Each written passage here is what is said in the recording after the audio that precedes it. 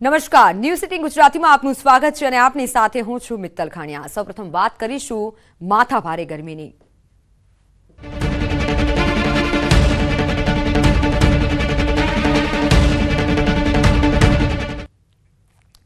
તો હજુ 4 દિવસ ગરમી ગુજરાતને તપાવશે એટલે ગુજરાતમાં 4 દિવસ આકરી ગરમીની હવામાન વિભાગે આગાહી કરી છે। અમદાવાદ વાસીઓ 4 દિવસ ખૂબ જ સાવધાન રહેજો। અમદાવાદમાં ગરમીનો પારો 45 ડિગ્રીને પાર જઈ શકે છે। અમદાવાદમાં ગરમી અંગે હવામાન વિભાગે રેડ એલર્ટ આપવામાં આવ્યું છે।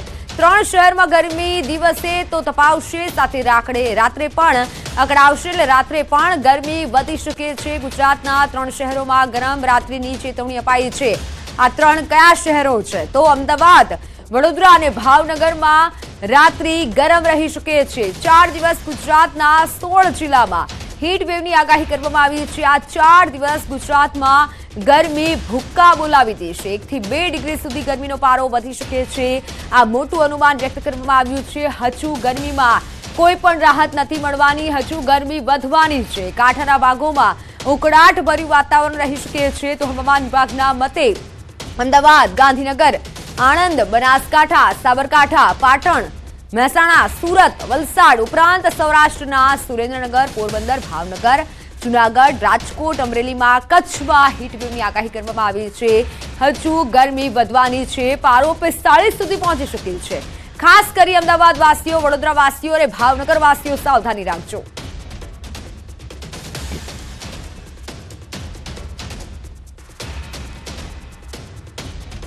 તો મેપના માધ્યમથી સમજીએ કે ક્યાં વધુ ગરમી પડવાની છે। આ 4 દિવસ કયા કયા જિલ્લાઓએ સાવધાની રાખવાની જરૂરિયાત છે।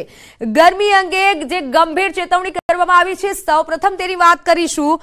ગંભીર ચેતવણી વ્યક્ત કરવામાં આવી છે અને સતર્ક ક્યાં રહેવાની જરૂરિયાત છે। સતર્ક રહેજો, નતર ગરમીમાં સપડાઈ શકો છો। જે પણ તમે ઓરેન્જ જોઈ રહ્યા છો, જ્યાં પણ તમે, તે તમામ જિલ્લામાં સતર્કતા રહેવાની જરૂરિયાત છે, કારણ કે ઓરેન્જ એલર્ટ આપવામાં આવ્યું છે અને ત્યાં ગરમી વધી શકે છે। સૌથી પ્રથમ બનાસકાંઠામાં ગરમી વધી શકે છે, એટલે આ 4 દિવસ તમારે સાવધાની રાખવાની છે। અને ખાસ કરી અમદાવાદ વાસીઓ, જ્યાં 45 ડિગ્રી ઉપર તાપમાન જઈ શકે છે, એટલે અમદાવાદ વાસીઓ આ 4 દિવસ તમે સાચવજો। સાથે સુરેન્દ્રનગરમાં ગરમીમાં વધારો રહેતો જ હોય છે, એટલે સુરેન્દ્રનગરમાં પણ સાવચેતી રાખવાની જરૂરિયાત છે।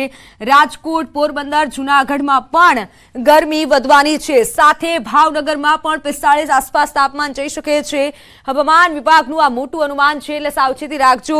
મહત્વનું છે કે સુરત અને વલસાડ અને આણંદમાં પણ ગરમીમાં વધારો થવાનો છે। ઓરેન્જ એલર્ટ છે, એટલે સતર્કતા રાખવાની જરૂરિયાત છે। અને જ્યાં પણ હવે તમે યલો કલર જોઈ રહ્યા છો, એટલે આ જ્યાં પણ યલો છે, એટલે કે તે તમામ જિલ્લામાં પણ ગરમી અંગે ધ્યાન રાખવાની જરૂરિયાત છે। ધ્યાન એટલા માટે રાખવાનું છે કે ત્યાં ગરમી પણ રહેવાની જ છે। 45 સુધી તાપમાન નહીં જાય, પરંતુ ગરમી રહેશે। તે કેવા જિલ્લા છે? તો અમરેલી, પાટણ, મહેસાણા, સાબરકાંઠામાં સતર્કતા રાખવાની જરૂરિયાત છે અને ધ્યાન રાખવાની જરૂરિયાત છે। ખાસ કરી નાના બાળકોનું પણ ધ્યાન રાખવું પડશે। अभी जो गुजरात रीजन पे, लैंड रीजन पे जो विंड प्रिवेल कर रही है, वो ज़्यादातर नॉर्थ वेस्टर्ली विंड है, जिसके कारण टेम्परेचर बढ़ा हुआ है। और आने वाले 5 दिनों के लिए टेम्परेचर की जो टेंडेंसी होगी, वो लगभग में 1 से 2 डिग्री सेल्सियस का राइज टेंडेंसी रहेगी पूरे गुजरात रीजन के लिए।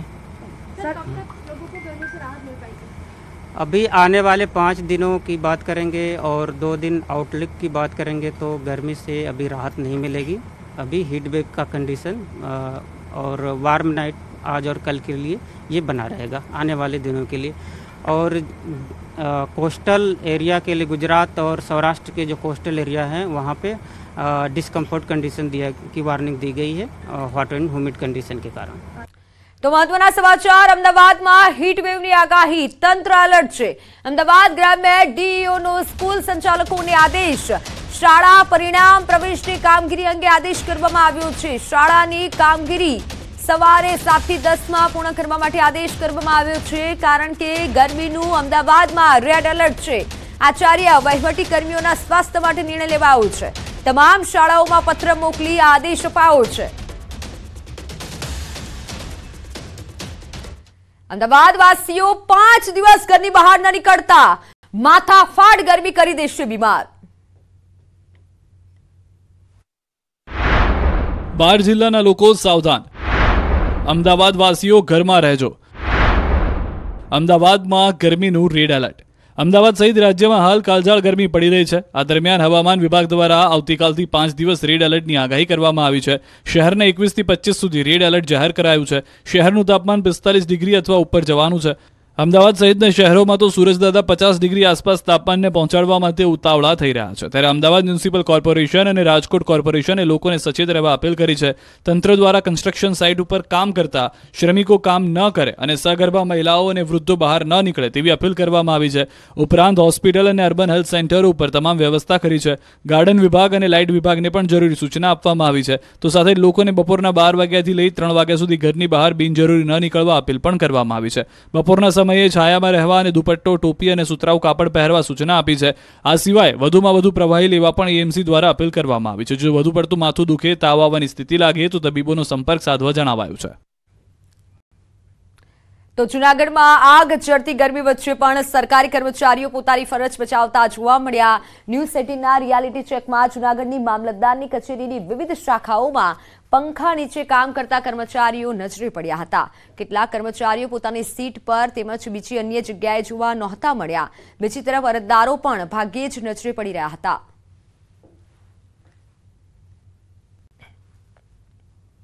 जूनागढ़ शहरनी अंदर तापमानનો पारो सतत ऊंचे चढ़ते जाए छे। हाल जो आपने बतावी दीए तो 44 डिग्री ઉપર तापमान नोंधाયું છે। ત્યારે સરકારી કચેરીઓમાં છે ત્યાં જે રિયાલિટી ચેક કરતા અમુક જે કચેરીઓમાં છે તેમાં સ્ટાફ જે પૂરતો જોવા મળ્યો હતો ને અમુક જે કચેરીઓની શાખા છે તેમાં ખાસ કરીને સ્ટાફ છે બપોરના 3 બાદ પણ જોવા મળ્યો ન હતો। ખાસ કરીને ન્યૂઝ 18ની ટીમ દ્વારા મામલતદાર કચેરી અને જૂનાગઢ કોર્પોરેશન અંદર રિયાલિટી ચેક કરતા કર્મચારીઓ છે તે પંખા નીચે કામ કરતા નજરે પડ્યા હતા। અને જોવા જાય બીજી બાજુ તો જે અરજદારો હોય છે તે અરજદારોની સંખ્યા પણ પાકી જોવા મળી હતી। જે રીતે ગરમીનો પારો છે તે સતત વધતો જાય છે અને જૂનાગઢની અંદર હીટવેવ પણ જોવા મળી રહ્યું છે। ત્યારે કર્મચારીઓ પંખા નીચે કામ કરતા નજરે પડે છે। ત્યારે અમુક જે કર્મચારીઓ જે કામચોર છે તે પોતાની ખુરશી ઉપર પણ ક્યાંય દેખાતા નથી। બીજી તરફ જોવા જાય તો અરજદારો સાથે પણ વાત કરતા એવું પણ જાણવા મળેલું છે કે અરજદારો છે તે પણ આજે બપોરના સમય છે તેની અંદર પોતાની જે કામ કરવા માટે જે કોર્પોરેશન કે મામલતદાર કચેરીએ જતા હોય છે તે સમયને બદલે વહેલી સવારે અથવા બપોરે કે સાંજે 5 પછી પોતાના કામ માટે થઈ અને સરકારી કચેરીઓમાં જઈ રહ્યા છે। અતુલ વ્યાસ, ન્યૂઝ 18 ગુજરાતી, જૂનાગઢ। તો ગાંધીનગરથી મહત્વના સમાચાર। ગાંધીનગરમાં ચોમાસા પહેલા રાજ્યમાં વહીવટીતંત્ર સતર્ક છે। ચોમાસું શરૂ થતા પહેલા મુખ્ય સચિવની અધ્યક્ષતામાં બેઠક મળી। માર્ગ અને મકાન ડિઝાસ્ટર વિભાગો સાથે બેઠક મળી। મહેસૂલ સહિતના સંકલન વિભાગો સાથે બેઠક મળી। ચોમાસાની શરૂઆત પહેલા સ્થિતિની સમીક્ષા માટે આ બેઠક મળી।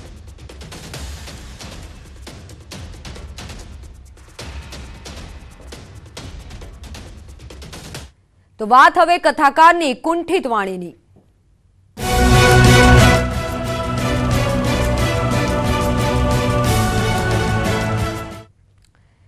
કોળી ઠાકોર સમાજ સામે ટિપ્પણી, કથાકાર સામે રોષ યથાવત છે। કથાકાર રાજુગીરી બાપુ સામે સમાજમાં રોષ યથાવત છે। વિરોધ વધતા કથાકાર રાજુ બાપુએ ફરી રડતા માફી માંગી। રાજુ બાપુની ફરી માફી। સમાજમાં સતત રોષ યથાવત છે। 5 વર્ષ સુધી કથા નહીં કરવાની સમાજની માંગ છે। સ્ટેજ પર બાપુનું સન્માન નહીં કરવાની પણ ચીમકી ઉચ્ચારાઈ છે। સમાજ અંગે ટિપ્પણી બાદ ગઈકાલે અમરેલીના સાવરકુંડલાના નંદીગ્રામ સોસાયટીમાં રાજુગીરી બાપુના નિવાસસ્થાને કોળી ઠાકોર સમાજના આગેવાનો પહોંચ્યા હતા અને સૂત્રોચ્ચાર કર્યા હતા। જ્યાં કથાકાર રાજુગીરી બાપુ રડતા રડતા કોળી ઠાકોર સમાજ પાસે માફી માંગી હતી।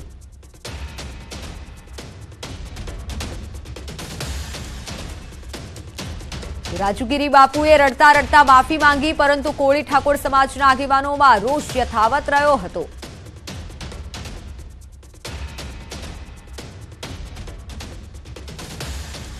તમને વ્યાસપીઠ ઉપરથી તમને એટલું તો થોડું જ્ઞાન હોવું જોઈએ। આજે અમે તમને અજ્ઞાનીએ કહીએ છીએ। ઉજળા સમાજને તમે આવી નીચ કક્ષાની વાત કરી અને આ સમાજની લાગણી દુભાવી છે। આ સમાજ કોઈ બાપુ સમાજ છે ને ભૂલ છે ને આપણે એની માટે તમે માફીના પાત્ર નથી બાપુ।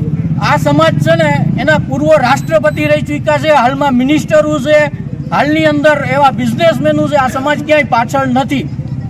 આ સમાજને નીચો ગણી અને જે તમે વ્યાસપીઠ ઉપરથી કીધું છે આજે અમારા સમાજે મર્યાદા રાખી છે ને એ વ્યાસપીઠની રાખી છે, કાયદાની રાખી છે અને અમારા સમાજના આગેવાનોની, વડીલોની, બધાની મર્યાદા રાખી છે ને આ યુવાનો શાંત થઈને બેઠા છે. તમારા માટે પણ અમે ન ઉપાડી શકીએ, પણ તમારે હવે કાલે, આવતીકાલે અમારા આગેવાનોને અને સમગ્ર ગુજરાતની અંદર એક વિડીયો અને એક લેખિતમાં જાહેર કરવાનું છે.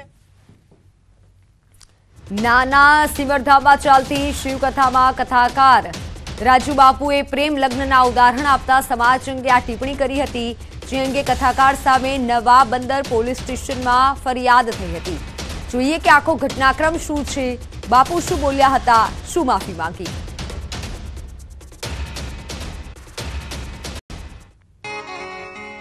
કોઈ પણ જ્ઞાતિનો યુવાન પસંદ આવે અને લગ્ન કરી દઈશ, થોડોક વિચાર નથી આવતો.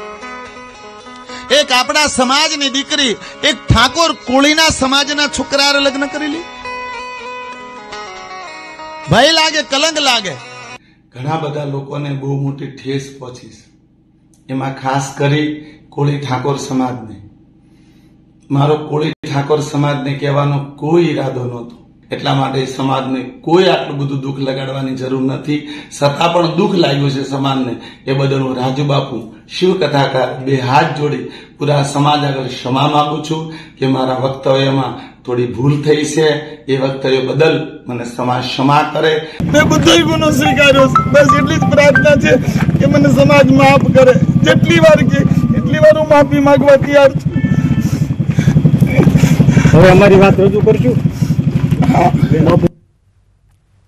તો ગીર સોમનાથમાં ગઈકાલે કથાકાર રાજુ બાપુ સામે ફરિયાદ પણ નોંધાઈ હતી. બાપુની માફી છે, છતાં કોળી સમાજનો સોશિયલ મીડિયામાં રોષ યથાવત છે. વ્યાસપીઠ ઉપરથી અમારા સમાજની ટિપ્પણી જે કરવામાં આવી છે, નિક્ષક્ષામાં જે કહેવામાં આવ્યા છે, અમારી મહિલાઓ, બહેનોને 5 વર્ષ સુધી ક્યારે વ્યાસપીઠમાં નહીં બેસવાનું અને હાર તોરા પણ ક્યાંય પહેરવાના નહીં અને આવતા કાયદામાં જે સંવિધાનમાં લખેલું છે એને કડકમાં કડક સરકાર સજા કરે. આ સરકાર સજા કરે એવી અમારી માંગણી છે. કાનૂનની રિસ્પેક્ટ કરીશ, એ સમાજની પણ પૂરી રિસ્પેક્ટ કરી, હરેક વ્યક્તિને આદરથી જે મારી પાસે થતું હોય છે એ ક્ષમા માંગવા માટે, એ સમાજને જે મારી ભૂલ થઈ છે એની માફી માંગવા માટે, કરવા માટે હું કટિબદ્ધ છું. તો આ તરફ રાજકોટમાં રાજુ બાપુના નિવેદનના ઘેરા પ્રત્યાઘાત પડ્યા છે. ગુજરાત કોળી ઠાકોર સમાજના પ્રમુખે રાજુ બાપુને કડક શબ્દોમાં ઝાટકણી કાઢી અને તેમણે કહ્યું કે રાજુ બાપુ હવે કથા કરી બતાવે. તેમણે બોલેલા શબ્દો મામલે તેમને જવાબ આપવામાં આવશે. હવે જો આ કોળી સમાજ તારી ઉપર કરે છે શું, તું હવે બચીને રે મારો ભાઈ. કોળી ઠાકોર નીચ છે ને, તો તું હવે ઈ નીચ થી બચીને રે અને તારી શું હાલત કરી છે તું ઈ જોઈને રે. હવે તો ઉનામાં શિવકથામાં કથાકાર રાજુ બાપુએ કરેલ વાણીવિલાસ મામલે બનાસકાંઠામાં ઉગ્ર વિરોધ જોવા મળ્યો. ઠાકોર સમાજ એકતા સમિતિના પ્રમુખ નવઘણ ઠાકોરે સમગ્ર સમાજ સામે માફી માંગવાની વાત કરી, નહીતર પરિણામ ભોગવવાની ચીમકી પણ ઉચ્ચારી. કથાકાર રાજુ બાપુને સાંભળ્યા પછી મને એવું લાગે છે કે ખરેખર આ ડુપ્લિકેટ સંત છે, સંત કહેવાના લાયક નથી અને આવા ખરાબ શબ્દો બોલી અને પાછળથી માફી માંગી છે. એટલે લાકડી છોડવી, લાફો છોડવો અને પછી માફી માંગવી, ખરેખર તમારો ગુનો માફી લાયક નથી. તમારે માફી જોઈતી હોય તો સમગ્ર ગુજરાતનો કોળી સમાજ, સમગ્ર ગુજરાતનો ક્ષત્રિય ઠાકોર સમાજ ને રૂબરૂમાં બે હાથ જોડી દોતમાં ખાડા લઈને માફી માંગવી પડશે. ઉગ્ર આંદોલન થશે, તમારી સામે બદલો લેવામાં આવશે. કથાકાર રાજુ બાપુના વિવાદાસ્પદ નિવેદન બાદ મામલો વધુ ઉગ્ર બની રહ્યો છે. ઉનામાં કોળી સમાજની બેઠક મળી અને આ બેઠકમાં કોઈ કાળે બાપુ સહિત અન્ય કોઈને પણ માફ ન કરવા નિર્ણય લેવાયો. સમગ્ર આ બેઠકમાં મંગળવાર ઉના પ્રાંત અધિકારીને આવેદનપત્ર પણ આપવામાં આવશે.